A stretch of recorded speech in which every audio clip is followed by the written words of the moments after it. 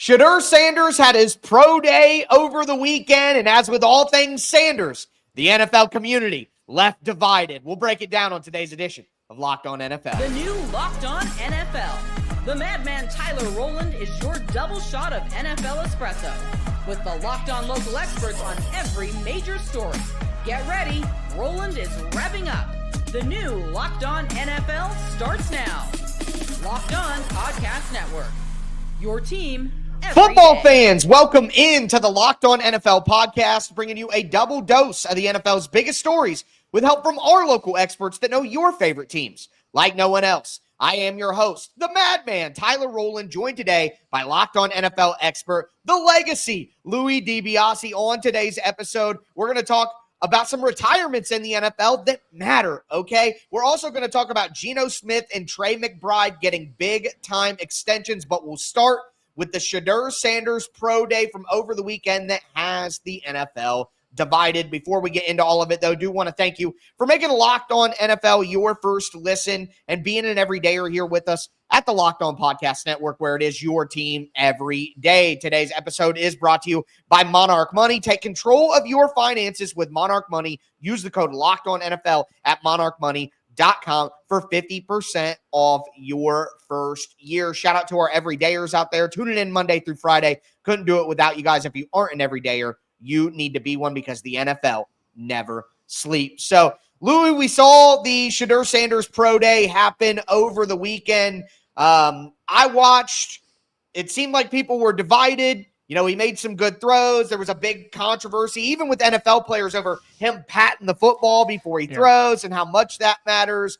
There were some questions about the arm strength. Maybe the ball wasn't quite popping like we saw from Cam Ward recently. I guess where do you fall in? Do these things matter? Did the Pro Day have any impact on you and how you view Sanders headed into the draft less than a month away? Not really, because I think the pros and cons of Shedeur Sanders were just kind of confirmed by that Pro Day. We know he throws a very catchable ball. He's an accurate passer, quick mechanics. The tapping of the football, I really don't have concerns about like some others. If it was a wonky, like elongated part of his throwing motion that you notice in the Pro Day, that would be something to take note of. But tapping the football to me doesn't make a big enough impact to be concerned about. The arm strength, yeah, I think it's limited. It's good at best. It's not great. But we knew that. That's what the tape showed us already. So that's what I always say about pro days and combines. I don't really read too much into them. They're meant to confirm things or make you raise questions that you then go back to the tape and answer through the tape. So I'm not coming to any conclusions through the pro day. That was pretty much exactly what I thought of him as a prospect. I think he's a good, not great guy. That's a mid-first round player. In a weaker class, he's going to be higher than that. But I don't know. That pro day didn't surprise me one bit. Yeah, I'm with you there. And I think the conversation comes down to what your initial read on Shedeur Sanders is, because for me, the things like you said, the arm wasn't incredible. We know that the arm talent and the velocity that he throws with isn't quite the level of some other guys, but there are players in the NFL that win without high-level velocity. Joe Burrow, Brock Purdy, I don't think has an incredible arm. So there are guys that can win, and you can, and he shows things on tape that would allow him to win without maybe having the strongest arm. I always say that these pro days and stuff, like you're saying, it's confirmation, not creation. Like, I'm not creating my opinion of the player based on what's happening, but I agree with you. I don't think he showed anything that's like, oh, I didn't, maybe I underestimated. No, the arm looked the way that I expected. And I think that could lead to him not being drafted in the top 3 ultimately, because like you're talking about, I think he is a mid-first player. And while I do think the quarterbacks get bumped up some, I think some of the limitations that he brings to the table is going to, along with, you have to acknowledge, it doesn't bother me. I enjoy it. I love the entertainment aspect of pro sports, but you do get his father, the media attention with that. Some teams may not like that. So I think that it kind of limits the athletic limitations, and then the family aspect of it and the media attention that you get will limit. So it could lead to a bit of a slide in the draft. I don't think that he goes top 3 at this stage now, knowing what we know to this point. Yeah, and look, this isn't everything that makes a quarterback great, but for me personally, if I'm going to draft a quarterback in the first round, you have to have at least one of 2 elite physical characteristics. I want the strong arm, or the mobility. And with Shedeur, like, yes, he is a very good processor. He throws a great ball, like a very catchable pass. He's extremely accurate.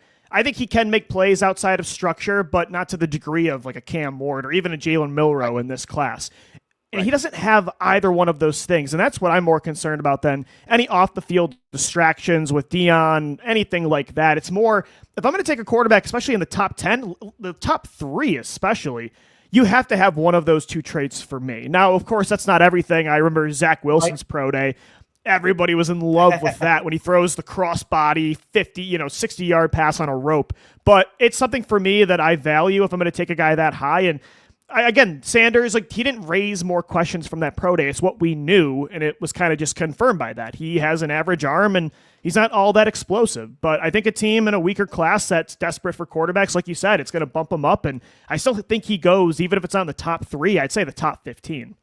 Well, that's where it becomes interesting. If it's not the top 15, and our guys over at Locked On NFL Draft talked recently about Shedeur Sanders dropping to the Saints at number 9 in a mock draft. We had some not arguments, but some spirited discussions about putting guys in certain spots. And that's when you saw the fall of Shedeur Sanders falling down the board to pick 9 to land in your neck of the woods with the New Orleans Saints, Keith. Kellen Moore being the new head coach, offensive-minded guy, former quarterback himself.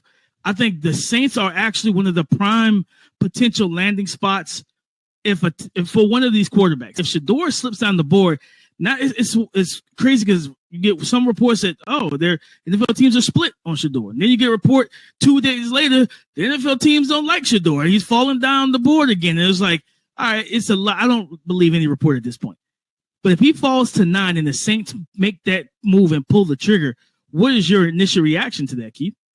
My initial reaction is, wow, can't believe he fell, right?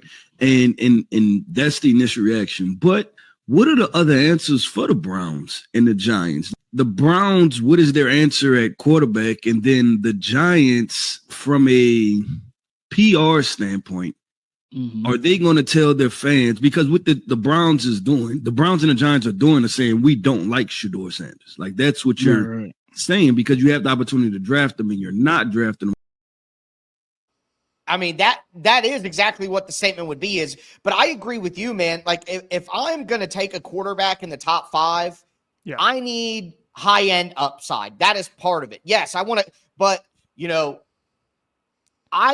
I can't take Sanders without. I think Sanders could be a good quarterback. I think he could be like Derek Carr level, like maybe like a tier 3 quarterback, solid starter. A Geno Smith, kind of. I think, sure. Geno Smith. And I don't know. I think you need a level above that. I think like Jalen Hurts is a level above that. You know what I mean? So I think you need a level above it. And Jalen Hurts has great mobility. He doesn't have like a bazooka quite like a Mahomes or something like that, but he has really great, he has good mobility that gives you that trait that you need. And without that, I couldn't do it. So the Saints do make sense.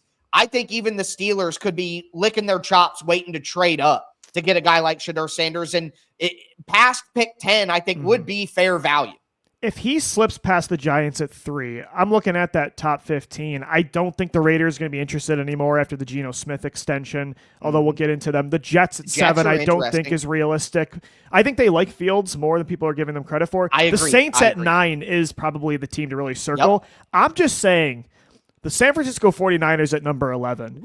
Not every team sees quarterback differently, or the same, I should say. Right. I think Sanders really fits what Shanahan likes in quarterbacks. Very similar to Brock Purdy. Like, that's the kind of player I think he could project to be at the NFL level. Maybe if you don't want to give Purdy that contract, reset your timeline, especially when you're losing a lot of talent. I look at San Fran, Tyler, at 11. I'm like, that could be a quiet fit for Sanders. What if the Browns trade for Brock Purdy? There you go. And the 49ers take Shedeur Sanders at 11, who I agree is very similar, and just then you don't have to pay the contract for the – wow. Yeah. I'm just saying, like, that the Saints are the obvious one, but if we're going to put our tinfoil hats on, San Francisco might be the team. That is incredible, Louie. Yeah. I mean, that is why you stay subscribed, get subscribed to Locked On NFL, your team every day. But you talked about the Raiders. I agree. I don't see them taking Shedeur Sanders. and they just gave Geno Smith pretty good extension. Do want to let you guys know that today's episode is sponsored by Intuit TurboTax. Taxes was waiting and wondering and worrying if you were going to get any money back, and then waiting and wondering and worrying some more. Now Taxes is matching with a TurboTax expert who can do your taxes as soon as today.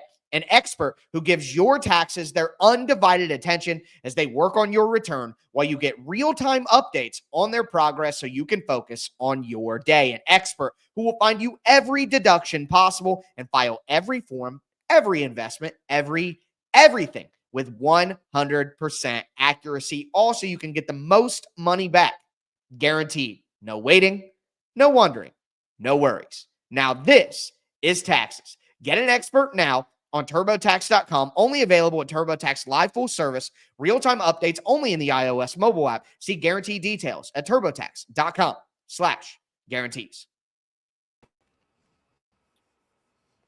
All right, Louis, let's continue today's edition of Locked On NFL. Talked about the Shedeur Sanders Pro Day divide. Now people are seeing that, where he might end up. But now we need to talk about a team who went out in a trade and got their quarterback solution this year, and it is the Las Vegas Raiders with Geno Smith. And Geno Smith's contract, I'm not going to sit here and pretend like they gave him some big-time deal. It's always easy to say, like, oh, he got a big deal, he got this and that. But really, it was a moderate deal at the end of the day for Geno Smith. It's a 2-year extension on top of the 1 year that he already had. It's going to add $85.5 million with $66.5 million in guarantees.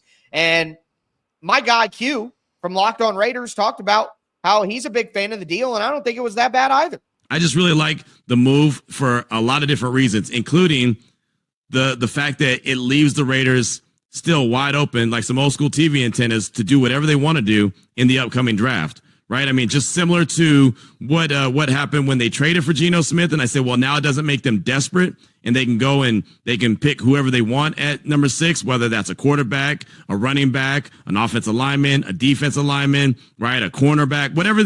It wide open, right? Whatever they wanted to do at number 6, they can do since they acquired Geno Smith. They didn't have to be desperate and go get a quarterback. Well, after this extension, we've been talking about what's the structure going to look like? How much money is it going to be? How tight are they going to be to him? Without seeing the actual when they can get out of the deal and how front-loaded it is or how back-loaded it is, without seeing that, but just looking at the numbers, I mean, a 3-year deal, that's basically what he's got, 3-year deal. You can move that anytime you want. You can move that after 1 year if you have a rookie and you're ready to play him.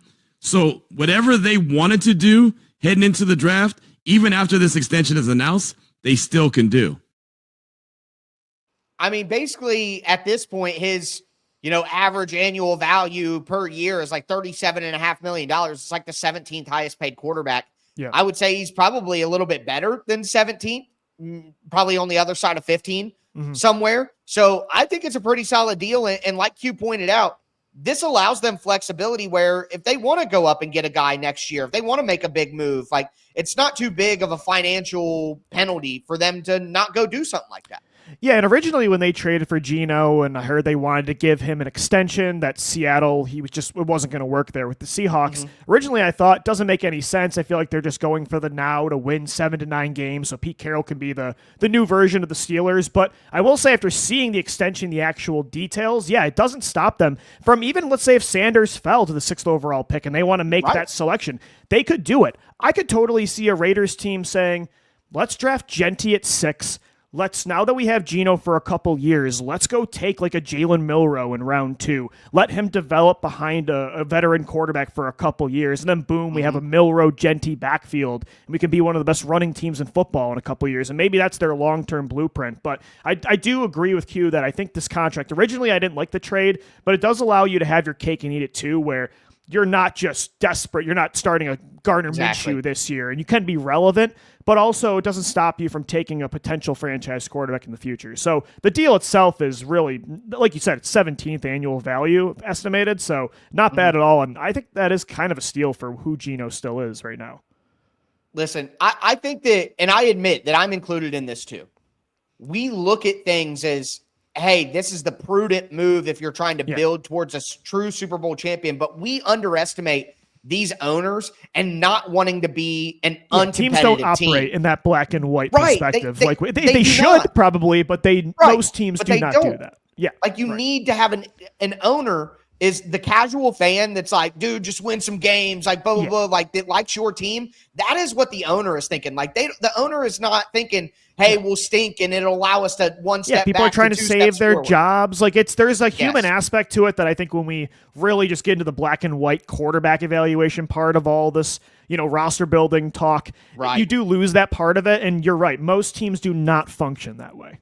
Exactly. So you get a guy like Geno Smith who, it's easy to say, hey, the Raiders, your roster's not good enough. How is that going to get you anywhere? But the Raiders will probably be a competitive football team next year. And that allows them to start, I think the NBA, the tank thing that happened that started in Philadelphia, I think it has led, and I admit that I'm affected too. It has led us to being more like, hey, just tank. Just like if you're not going to be great, then be bad, And in the NFL specifically, it's not that easy because it's not as clear cut at the top of the draft. There aren't a lot of Cooper flags. Like people thought Trevor Lawrence was a Cooper flag type guy, and where are we at now? Even, Andrew Luck left early and that didn't turn into what people thought it would, despite how great of a prospect he was. You just don't know in football. So being competitive, even if it doesn't seem like it's the most efficient way, realistically, getting good momentum for your team is probably what's best if you want to be a good team sooner rather than later, not getting worse. So I found that interesting, and I agree. They could still go out and get a Shedeur Sanders if they wanted, but I want to put a name in there. Will Howard. Chip Kelly came from Ohio State. Good point. You could probably get Will Howard in the early third round. I think that's absolutely a possibility. If the Raiders were to, and the Raiders, I believe, have like 42 or 40, and then they have like 73 or 77 somewhere in there. They definitely have the draft capital to move around in that area. So you get a Will Howard, pair him back with Chip Kelly, let him sit 2 years behind a Geno Smith, and then you feel a team that had Aiden O'Connell and Garner Minshew last year has to feel a lot better about having Geno Smith and Will Howard this year. I still find it so weird that Chip Kelly's back in the NFL, but anyway, I digress. But yeah, no, you're right. And look, going back to the quarterback thing real quick, yes, I think still the blueprint to win a championship, the majority of the time, is to have a star quarterback. Even this year with the Eagles, Jalen Hurts playing elite is what won them that game in the Super Bowl. Like, they shut Saquon Barkley down. But I do think in the modern-day NFL right now, teams are seeing the run game kind of come back. They're seeing teams like Philadelphia that had a loaded roster around maybe people see him as a good, not great quarterback. They see San Francisco get there with Brock Purdy.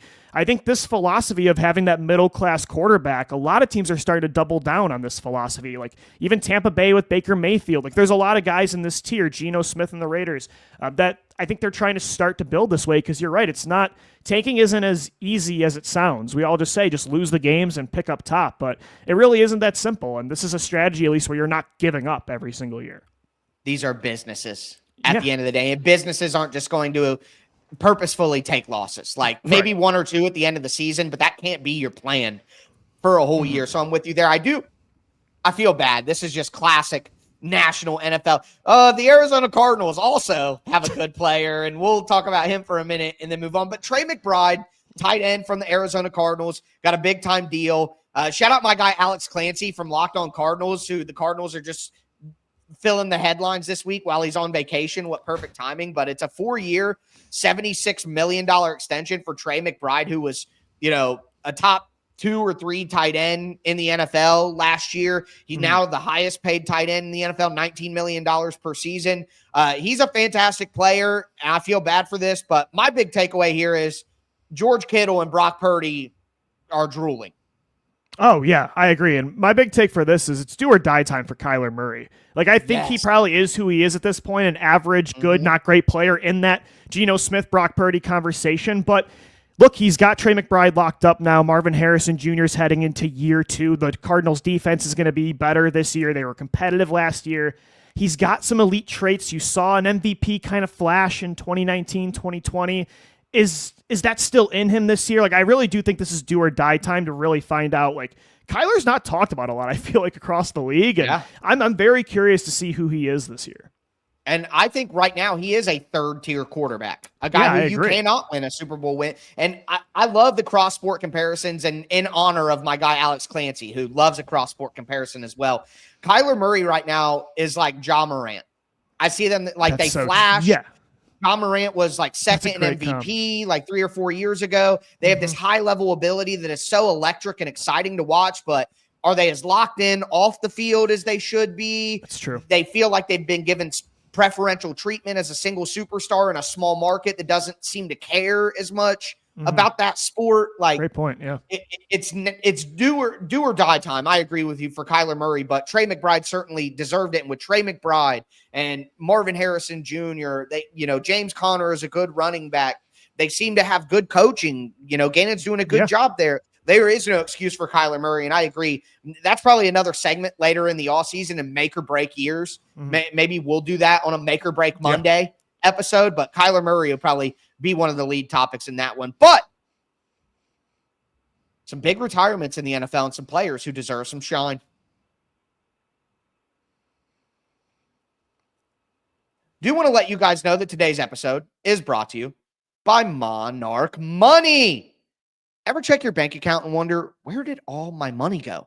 Between dining out, online shopping, and entertainment, it's easy to lose track, and that's where Monarch Money comes in. Your personal CFO giving you full visibility and control over your finances. Monarch Money isn't just a budgeting app. It's a complete financial command center. You can track all your accounts, investments, and spending all in one place. Stop just managing your money and start building your wealth. When I started using Monarch, I realized just how much money I was spending on online shopping, and now I can budget smarter and save more. And instead of having to juggle multiple apps, I can use Monarch to check my finances, track my spending, and even plan my long-term goals. Managing my money with a partner makes it smoother than ever. I can track, my shared and personal accounts, stay on the same page without the stress. Take control of your finances with Monarch Money. Use the code LOCKEDONNFL at monarchmoney.com for 50% off your first year. That's monarchmoney.com, code LOCKEDONNFL for half off your first year. All right, Louie, let's cap off today's edition of Locked On NFL. Talked about the Shedeur Sanders Pro Day, the Geno Smith, Trey McBride contracts, but we got some big retirements over the weekend in the NFL as well. And the first one I want to talk about is one that is really going to impact the football team this year, and it's the Miami Dolphins. Left tackle Terron Armstead, who in my opinion has been one of the best left tackles in the NFL over the last 5 to 10 years, gone now. And it leaves the Miami Dolphins in a tough situation with an offensive line that I don't think is very good. But first and foremost, more importantly than anything, shout out to Terron Armstead. He had a big party on Saturday night, and it was announced on social media. That is the way, Louie. That's my big takeaway here. That is the way to do it. Announce your retirement on social media. Have a huge party that night as an announcement. Like, that is the way I would want to go out if I was an NFL player.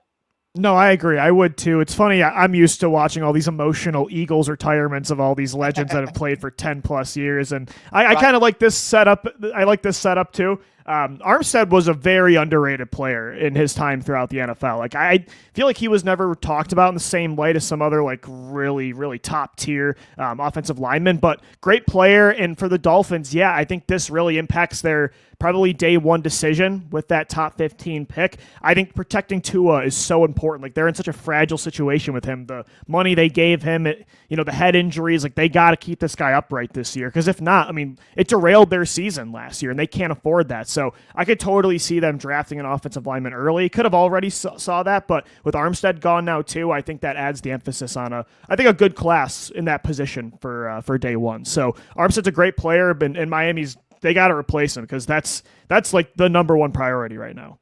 Well, the replacement, and Louis, as somebody who pays attention to the draft, I know this name will ring a bell with you. The replacement is going to be Patrick Paul from Houston, who is a super athletic, good frame, high-level athletic traits, out of Houston in last year's draft, but needed some development, needed some coaching, probably needed to add some mass and add some strength, needed some technique work. Is he going to get that on the Dolphins' offensive line? Is their offensive line coaching good enough to get the best out of Patrick Paul quick enough? Because now he's going to be thrust into a starting lineup that has Liam Eichenberg at left guard, Aaron Brewer, the smallest starting center in the NFL, James Daniels, Austin Jackson. Like, that is not a good enough offensive line, I think, for full circle. We compare Shedeur Sanders to maybe Tua a little bit because they can throw with anticipation, and it kind of eliminates the concerns about the arm limitations, and that's how they win and all that. But you can only operate like that if the quarterback feels comfortable and has time, because if not, then your quarterback is going to have to make out of structure plays because of the pressure. And that's not really in Tua's bag. And Shedeur Sanders has a little bit more than Tua does of that for certain, but he's also shown the ability to drift into sacks and hold the ball. And that, you don't want Shedeur Sanders to have to live in that environment. You don't want Tua to live in that environment either. So with the way the Dolphins are kind of dropping right now, I think this is a concerning retirement for them. No, I agree. I think a player that makes a lot of sense, and it might make more sense if you trade it down. It feels a little bit too rich for where they're picking, like a Gray Zabel from North Dakota State, a versatile interior lineman that can play center, guard, has played some tackle in the past as well. His numbers are really good coming out of the FCS. Like somebody like that, if they can add somebody that's versatile that can play inside and out on day one, that would be huge. But where they're picking right now, I am very curious their approach. Matthew Golden would just make all the sense in the world for what the Dolphins do, but I think they got to go in the trenches, at least with one of their top 2 picks. I think Tyler Warren might make some sense. Warren would make sense too. Yeah, absolutely. I think that could be an option. I also think that, if Will Campbell were to fall that far, I don't think he will, but he would make a ton of sense there because he has that versatility to play anywhere you need him, and he could play tackle if you absolutely needed to. Same Kelvin Banks. I think Kelvin Banks could be an excellent guard, but probably going to start out at tackle for certain. I think he could make some sense and let him compete. Would Armin Membu fall? Like, is there a chance he falls? Probably not, but I mean. Man, one of my hot takes for the draft is I think Membu is going to go ahead of Will Campbell. So that's like one of my little bold takes, but we'll talk about that closer to the draft. I do want to mention here in the last couple of minutes of the show, guy hasn't really made an impact for real, probably since he played for the Titans and Eagles legend. But Julio Jones retired this weekend, and my guy Aaron Freeman from Locked On Falcons gave Julio Jones his flowers. Julio Jones retires. I'm Aaron Freeman with Locked On Falcons.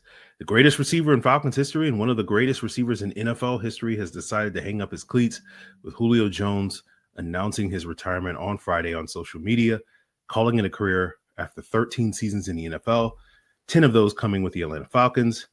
7-time Pro Bowler, nearly had 13,000 yards receiving with the Falcons, finishing as the team's all-time leader, both in receptions and yards. He was one of the most dynamic and electrifying receivers over the past 15 years, member of the 2010s All-Decade team. Most of my positive memories about the Falcons over that span include Jones, whether it was mossing corners and linebackers, multiple 200 and 300-yard receiving games, eviscerating secondaries, or even the occasional defensive touchdown-saving tackle to prevent a defensive touchdown. There was only one Julio Jones. So to Julio, we salute you, and we hope you have an incredible retirement. We'll always remember the greatest player to ever put on an Atlanta Falcons uniform. For more coverage of Julio Jones's legacy, make sure you follow Locked On Falcons, part of Locked On Podcast Network, your team every day. Louis, peek behind the curtain for the folks. I know that this isn't the biggest news ever, but Julio Jones is incredible, and he deserves his flowers and his 5 minutes on the show. I got a platform, folks. We're celebrating Julio Jones. 914 catches, 13,703 receiving yards, 66 touchdowns in his career. In terms of wide receivers that I've watched their entire career, I'm 34 years old. I've watched their whole career. Randy Moss is the best I've ever seen. Terrell Owens is number 2 and my personal favorite wide receiver of all time. And Julio Jones is number 3. I would put Megatron right before that. Yeah. And then, honestly, probably Justin Jefferson or Antonio Brown, still to be decided how far Jefferson goes. Jamar Chase is going to be in there too, it seems like. But I'm giving Julio Jones the 3rd best wide receiver of my lifetime, basically like since 1998 when I could actually function as a human. Julio Jones is one of the most incredible football players I've ever seen, and he deserves his appreciation for an incredible career. Yeah, and look, we both joke. I mean, he was a Titan, he was an Eagle, and so it's fun. Well, in 10 years, it'll be funny to go back and say, remember when Julio Jones played for these teams? Shaq on the Celtics. Remember when Emmitt Smith was on the Arizona Cardinals, like that kind of thing. Right. But yeah, in all seriousness, I was born in '97, Tyler. So even for me, like Julio Jones, when I was first like a coherent football fan, like as a teenager growing up, it was Calvin Johnson, it's Antonio Brown, of course, like Larry Fitzgerald, Andre Johnson were equally as productive, but Julio is in that tier with Calvin for me, where you would just check the box score randomly. You'd be watching another game and somebody would text you, do you see what Julio Jones is doing right now? And as Aaron mentioned, the guy's got over 200 receiving yards. He's catching touchdowns 50 yards on the field in triple coverage. By the way, one of the coolest auras, as the kids say, ever, with the dark visor, that awesome Falcons red jersey, man. And with just how tall and explosive he was. I mean, he was, if you're building a receiver in a lab, like Calvin Johnson and Julio Jones in that era are the two guys you would try to replicate the most. So an incredible career. Would have been awesome to see him get a ring, but I think probably a first ballot Hall of Famer. I think it would be pretty close, right? In an era of kids who grew up on Madden, Julio Jones was a player that you created on Madden in real life. And you made him look like that too. Yes. You couldn't be that cool, that great, that awesome. Like that had to be from a video game. So shout out to Julio Jones. Also, though, before Louis gives me a warm glass of milk and sends me back to the retirement home, I wasn't even born. We're getting out of here. That's going to do it for today's edition of Locked On NFL. I'm your host, the Madman Tyler Rowland, for the Legacy, Louis DiBiase. As I tell you every episode, thanks for tuning in and stay safe out there.